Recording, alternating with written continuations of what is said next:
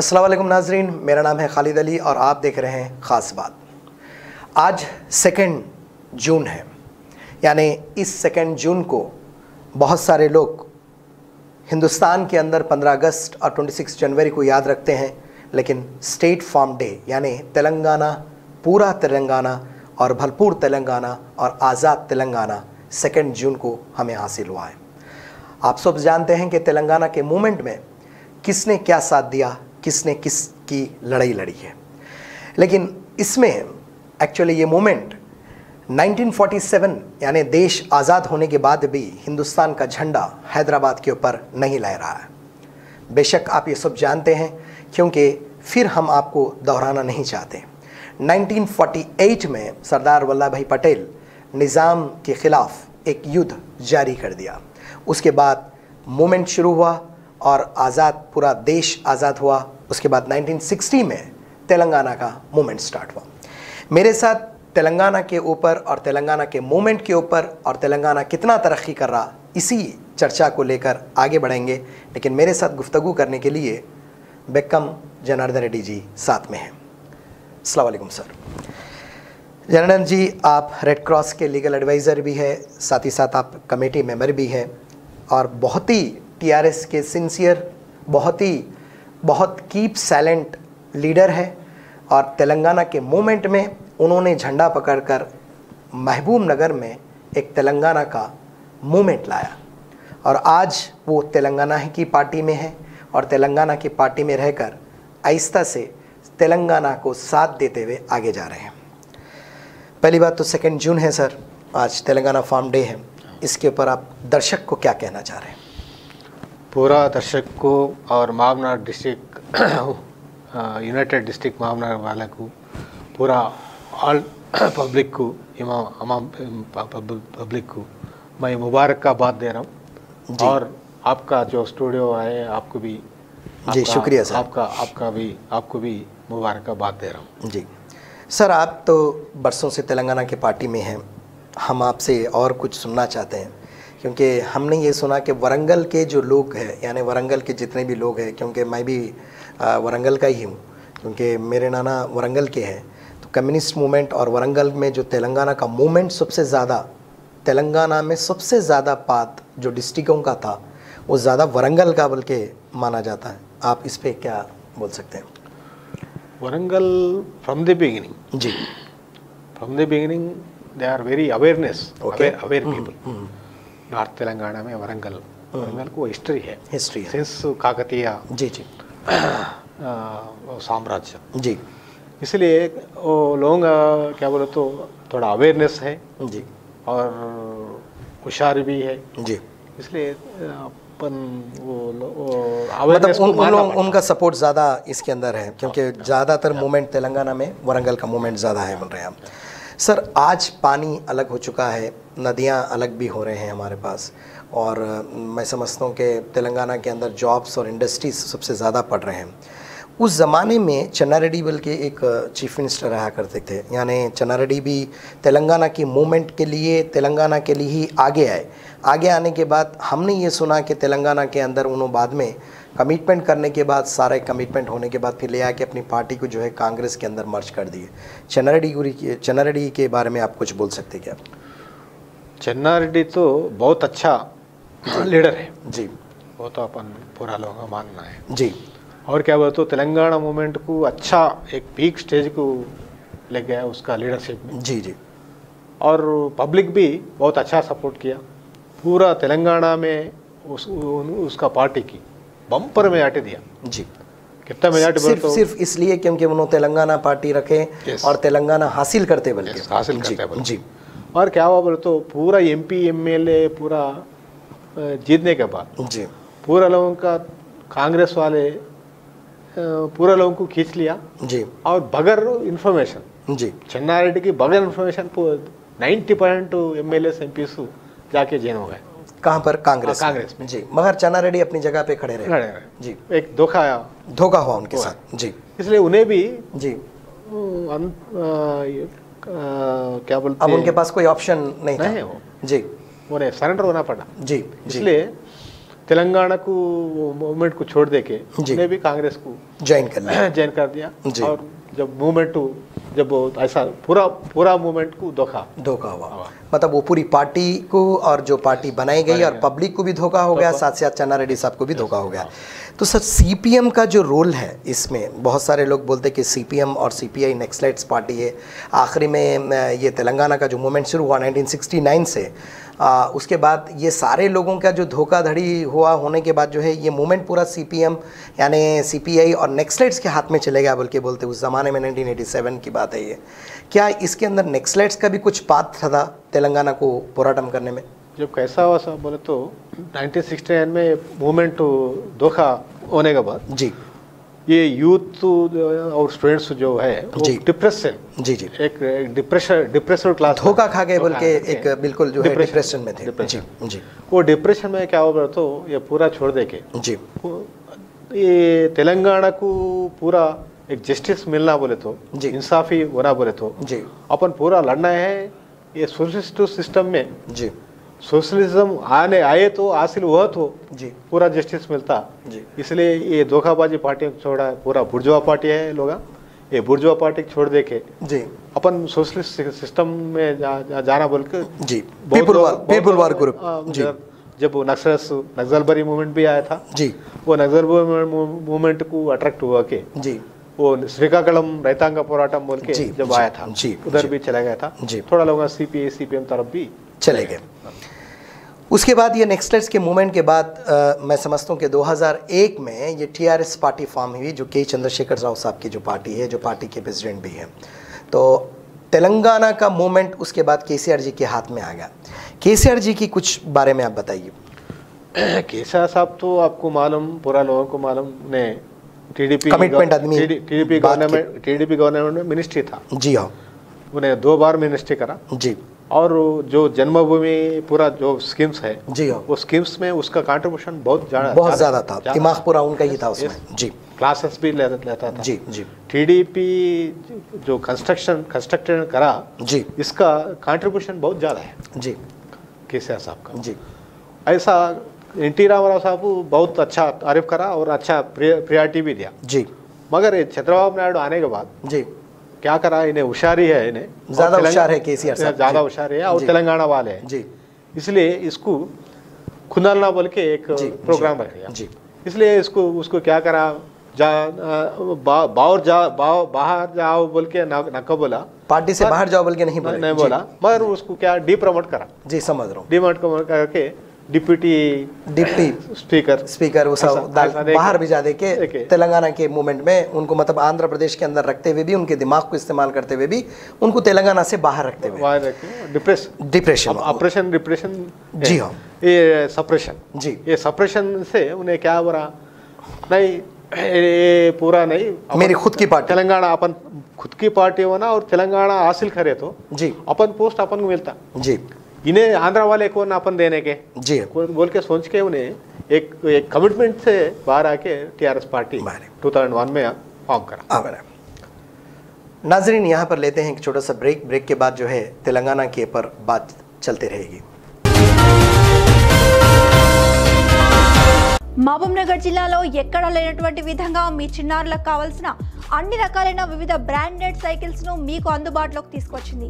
మీ చిన్నారులు నచ్చే మెచ్చే అతి కొత్త try cycles, bicycles, gear cycles, roof cycles ఇలా ఎన్నో నూతన మోడల్స్ తో కూడిన బ్రాండెడ్ సైకిల్స్ మా వద్ద లభించును।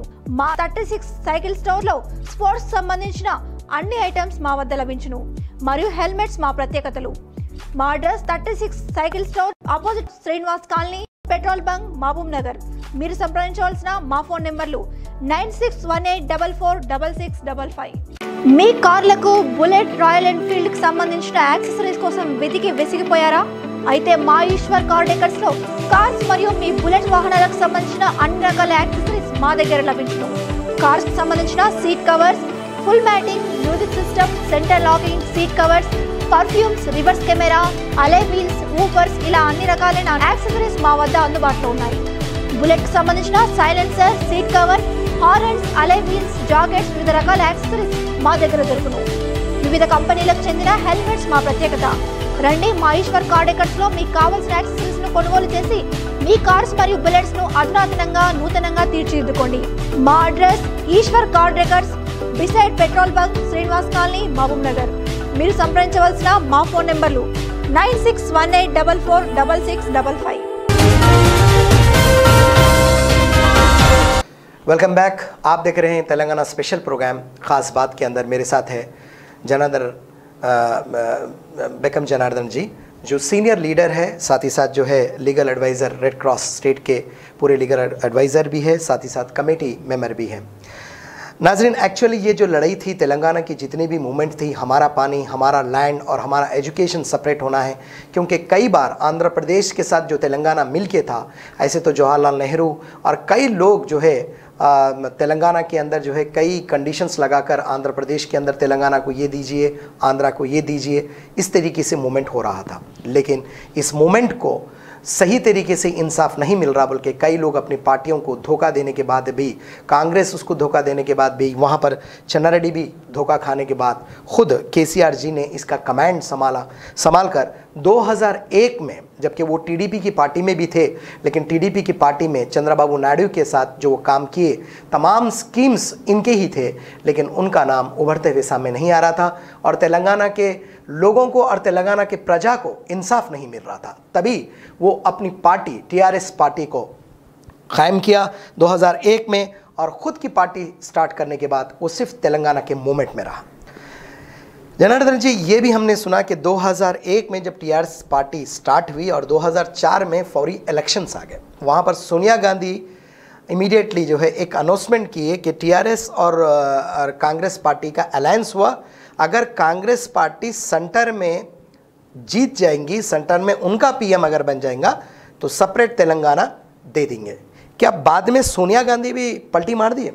यस, मगर क्या हुआ था बोला तो, जब वो टाइम पे वाईएस राजशेखर रेड्डी सीएम था जी, वाईएस राजशेखर रेड्डी का बगैर कंसेंट जी, बगैर कंसेंट तो तेलंगाना अनाउंसमेंट नहीं देना बल्कि जी, और वाईएस राजशेखर रेड्डी जो है उन्हें seriously opposite the Telangana, yes, is against Telangana जी, मतलब तो उन्हें आंध्रा का सीएम थे, और आंध्रा पूरा लॉबिंग जो है जी, आंध्रा लॉबिंग पूरा उसके ऊपर दबा भी डाले, जो इंडस्ट्री से जो पानियां हैं, ये तमाम बिजनेस किसी हाल में तेलंगाना हासिल नहीं होना उसको रोकना है, रोकने का तुम्हारा जिम्मेदारी बोल के इसको पूरा इंकरेज करा जी।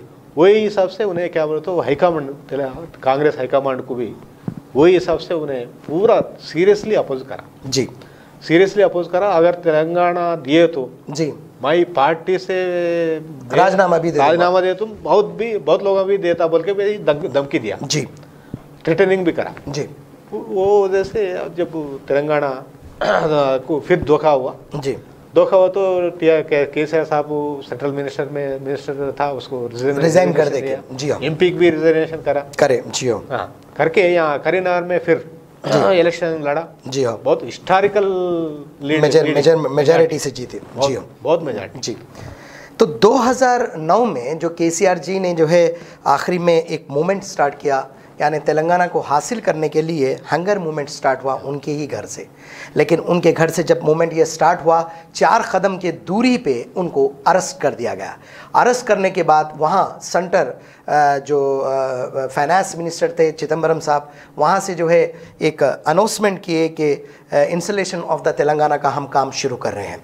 ऐसे तो तेलंगाना को जो है तेलंगाना को हासिल करने में जो जद्दोजहद हुई है 2001 से जो मूवमेंट शुरू हुआ है केसीआर जी का, वो यही चाहते थे कि सेपरेट स्टेट हमारा हो तो सेपरेट हमारी गाड़ियाँ होंगे, सेपरेट हमारा एजुकेशन होगा, सेपरेट हमारे पानी होगी, सेपरेट हमारी सड़कें होंगे, सेपरेट हमारी दुनिया होगी। ये वही सपना है जो आपके बच्चों को और हमारे बच्चों को एक अच्छी नौकरी और एक अच्छा बेहतर खूबसूरत सा तेलंगाना के लिए। आज हम महबूब नगर ज़िले के ऊपर कुछ बात करने वाले हैं। हमारे साथ सीनियर लीडर भी है। सर, आप ये महसूस करते हैं कि महबूब नगर के अंदर तेलंगाना हासिल करने के बाद बहुत सारे लोग ये बोलते हैं कि केसीआर जी जो है सारी चीज़ें वरंगल वखराबाद उधर तरफ ज़्यादा लेके जा रहे हैं, क्या महबूब नगर की भी क्या जो चीज़ बदल रही है? हम भी देख रहे हैं कि बहुत चीज़ों को बदल रहे हैं। हमारे जो है हमारे जो मिनिस्टर है, एक्सेस जो मिनिस्टर है डॉक्टर श्रीनिवास गौड़ साहब, उन्होंने महबूब नगर को इतना शेप दे रहे हैं, क्या आप आने वाले दौर में क्या महबूब नगर और खूबसूरत होने के चांसेस हैं? बिल्कुल है, सब बराबर है। और आप देखिए, तेलंगाना स्टेट फॉर्मेशन होने के बाद पहले मेडिकल कॉलेज मिला अपन मावनार को। जी हाँ। और बाद में जो मयूरी पार्क जो ले लो, IT पार्क ले लो, बाईपास रोड जी, और टैंक बंड जी, और लेटेस्ट क्या बोले तो एक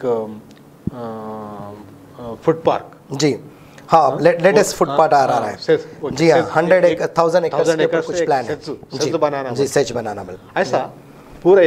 और क्या बोले तो ये आप कलुकुर्ती एतिपोतला पथकम ले लो और नेटेपाड़ भीमा, ये पूरा पेंडिंग प्रोजेक्ट्स जी, 30 साल से पेंडिंग प्रोजेक्ट्स जी। ये पेंडिंग प्रोजेक्ट्स पूरा तेलंगाना के बाद रनिंग प्रोजेक्ट्स जी बन गए जी। अभी हाल ही में जो है कांग्रेस एक 2 जून को जो है उत्तम कुमार साहब का बयान भी था कि हम कुछ हड़ताल करेंगे या तो वो एरिया में जाकर उस जगह पर जो है कुछ मूवमेंट करेंगे बोलते हैं सर। वो कहाँ तक सच है सर? क्या हम वो मतलब वो जगह को भूल गए क्या? वो जो प्रोजेक्ट्स है क्या हम उस चीज़ को भूल गए क्या? पोतिरेड्डीपाडु जो है साहब वो जी, उत्तम कुमार रेड्डी साहब बोल रहे हैं जी, पोतिरेड्डीपाडु जो फॉर्मेशन हुआ और इनाग्रेशन हुआ जी, वो कांग्रेस का हाई में हुआ साहब जी, फाउंडेशन ये लोग जो भी गड़बड़ कर रहे हैं, चिन्ना रेड्डी उनके ऊपर ही कर रहे हैं, पूरा लोग उनके ऊपर कर रहे हैं, उनके ऊपर ही कर रहे हैं। मगर ये लोग जरा पब्लिक को बैकवर्ड है बोल के समझ के ये नाटक खेल रहे हैं। मगर वो पोतिरेड्डीपाडु जो फॉर्मेशन हुआ और एक्सटेंशन हो रहे हैं, ये पूरा जिम्मेदारी जो है वो कांग्रेस पार्टी लीडर्स जी।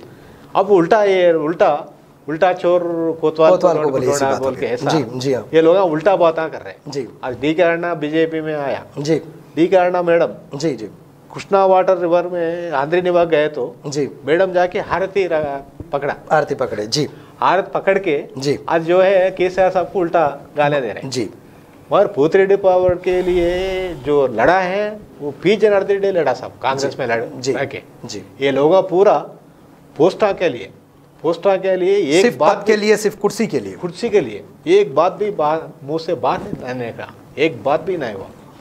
और आज उल्टा सीधा बातें कर रहे हैं जी। मगर आप जो याद करना है पी जनार्दन रेड्डी करना, और टीआरएस का तरफ से एक ग्रेट लीडर थे खैरताबाद के जो है पोतिरेड्डीपाडु को ओपनली अपोज कर रहे कांग्रेस में रह के जी हम। और केसीआर साहब टीआरएस पार्टी के तरफ से भी जी, वो लोग जब से भी बहुत लड़ा, आज भी जो दरखास्त दिया सेंट्रल गवर्नमेंट ने, इसलिए वो पोतिरेड्डीपाडु को रोक दिया साहब। सेंट्रल गवर्नमेंट में ऑर्डर भी आया जी। और अपन मावनार वाले श्रीनिवास बोल के उन्हें ये ग्रीन ट्रिब्यूनल में स्टे ऑर्डर भी लाया जी। किसी हाल में पोतिरेड्डीपाडु को जो है सब एक्सेस वाटर नहीं मिलता, क्यों तो कोर्ट है, जुडिशियल सिस्टम है, अपन डेमोक्रेटिक सिस्टम में है जी। उसी तरीके से हमें लड़ना पड़ेगा।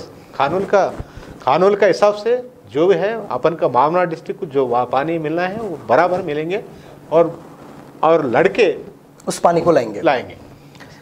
यकीनन नाज़रीन, आपको हम ये बात बताना ज़रूरी समझते हैं क्योंकि महबूब नगर के अंदर गवर्नमेंट मेडिकल कॉलेज नहीं था, IT पार्क नहीं था, और आपको फूड पार्क जो बोल रहे हैं कि 1000 एकड़ पर वहाँ पर आपको जब ये आएगा तो महबूब नगर के छोटे मोटे जो बाजुक डिस्ट्रिक्ट्स है, अभी जो नए डिस्ट्रिक्ट्स जो बने हैं, मंडल्स बने हैं, कोई भी नौकरी के लिए इस ज़िले को छोड़कर दूसरी जगह जाना नहीं पड़ेगा।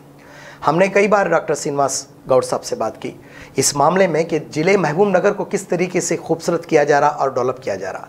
आप देख सकते हैं मल्लिकार्जुन की जो रोड है और डॉक्टर न्यूटन की जो रोड है इतनी खूबसूरत बनाई गई है, और टैंक बैंक भी बहुत खूबसूरत बनाया गया है। ख़ास आप देख सकते हैं कि जो महबूब नगर के अंदर घूमने फिरने के लिए एक पार्क नहीं था, लेकिन मयूरी पार्क को बनाकर आपके सामने रख दिया गया। ऐसे तो कई गवर्नमेंट यहाँ पर हुकूमत की, यानी बीजेपी के MP भी रहे हैं, कांग्रेस के भी MP रहे हैं, और साबिक़ा इस एरिया के कई मिनिस्टर्स रह चुके हैं कांग्रेस के।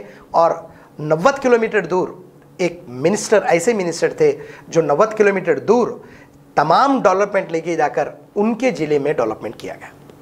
लेकिन यकीनन कोविड-19 के मामले में भी हमने ANA न्यूज़ चैनल ने खुद को बिल्कुल करीब में रखकर, सामने रखकर डॉक्टर श्रीनिवास गौड़ साहब का काम को देखा।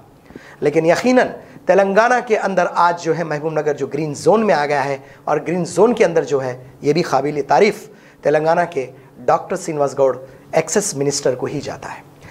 आप ये भी देखिए कि कोविड-19 के अंदर कई जो है हमारे पास पार्टीज थे, हमने देखा, लेकिन केवल एक सिर्फ जो पार्टी के झंडे को बाजुक रखकर डॉक्टर श्रीनिवास गौड़ साहब ने आवाम की जो खिदमत की, ऐसे तो कोई फेस्टिवल नहीं मनाई क्योंकि पब्लिक भी उनको बहुत साथ दी। और ऐसे लीडर है जो लीडर सिर्फ रोड पे चलते हुए लोगों को जो है काउंसलिंग करते हुए खुद का ख्याल नहीं करके अपनी माँ से नहीं मिलकर वो अपने कैंप ऑफिस हैदराबाद को जा रहे थे। आप उनके बारे में क्या कहना चाहते हैं? बोलो ना सर। श्रीनिवास गौड़ जो है उन्हें कमिटेड लीडर है जी। उन्हें वो भी जो है तेलंगाना के फ्रीडम फाइटर्स में से, वो भी जो है तेलंगाना के गजिस्टर ऑफिसर के यूनियन के बड़े थे और कई बार उन्होंने अरेस्ट हुआ। अभी आप केसीआर साहब ले लीजिए, हमारे क्या नाम है, कई ऐसे लीडर्स हैं जो उनके साथ कदम मिला के चले हैं, जिसमें निरंजन रेड्डी साहब भी है। आप भी जो है मेमनगर के अंदर मूवमेंट में बहुत सारे बार अरेस्ट हुए, हमें खुद देखे, कई बार आपको चौरस्ते से जो है पुलिस उठा कर लेके जाके जेलों में डाले हुए। ठीक है, अब आखिरी में ये मीटिंग मतलब ये जो डिबेट है एंड पे आ रही है सर, हम ज़रा उनको याद करेंगे जो 1000 आदमियाँ शहीद हुए इसके अंदर, वो शहीदों के लिए हमारे सीएम क्या कह रहे हैं अभी तक? ये शहीदों के लिए पहले स्टेट फार्मेशन होने के बाद जी एक फैमिली की 10 लाख रुपए वो अमाउंट भी दिया गया और जॉब भी एलिजिबल का कैंडिडेट है तो जॉब भी दिया गया और लैंड भी दिया जी।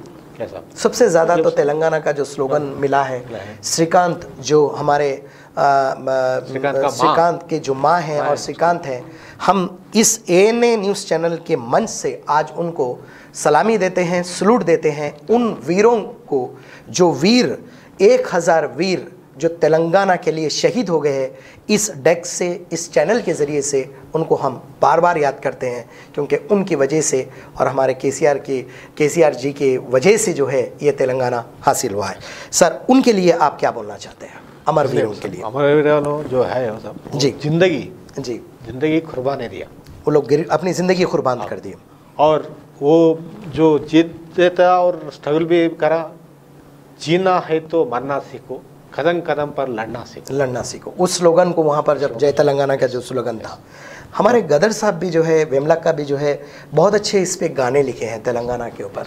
उनका क्या रोल था इसके अंदर? बहुत कॉन्ट्रीब्यूशन है गदर साहब भी और लेफ्टिस्ट पार्टीज जो है वो लोगों का भी। क्या बोले तो साहब, ये तेलंगाना स्लोगन जो है एक जस्टिस है,